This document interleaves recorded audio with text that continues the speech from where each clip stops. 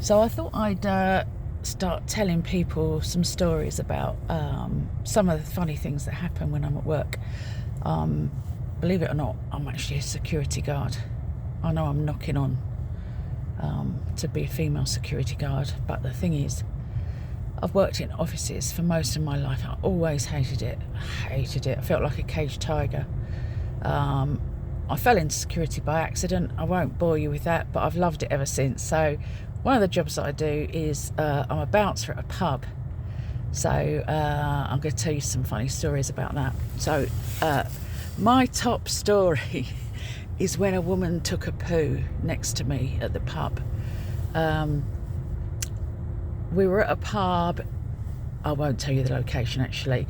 Anyway, the landlord, it was during COVID, so entrance was restricted anyway. And at 11:45, the landlord came and said, no more entry. There's already too many people at the bar. We won't be able to get everybody served. Don't let anybody else in. Now, what tends to happen is when you say to people, no more entry, suddenly they are desperate for the toilet, really desperate for the toilet. And when I first started doing this, I was a proper soft touch and I would let people in. But you very soon realise that people don't need to go to the toilet, and some of them don't even have the politeness of going to the toilet first. Some of them, you let them in, they go straight to the bar.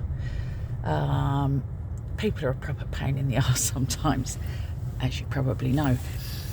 So anyway, this particular evening, the landlord had said no more entry, and I literally turned away, and I'm not exaggerating, I think 7 or 8 people that had really had to go to the toilet. They wanted to come in because they wanted to go to the toilet after no more entry.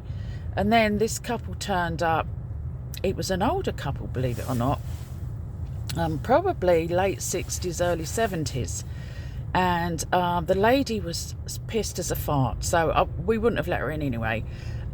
She was so drunk she couldn't really stand up. She was leaning on my colleague. My colleague was having to sort of gently push her back and say, yeah, could step back, Adam, step back. If you don't let me in, she was saying, I'm going to do it right here, I'm going to do it right here. Well, we've heard that before, believe it or not. So I'm just standing there minding my own business. There's a crowd of people outside smoking and whatnot. I've got my arms folded, I'm looking around. She's saying, if you don't let me in, I'm going to do it. I was just ignoring her. Next thing I know, I've turned around and I've looked down. She's put her hands up the back of her skirt, obviously, to pull her knickers aside. I've looked down and there's a poo. She actually did a poo standing right next to me at the pub. And next thing you know, she's gone across the road and got on the bus. She didn't even wipe her arse. And her husband, bless him, got nose to nose to me and explained to me that that was all my fault. I'd made her get drunk and take a shit outside the pub, obviously.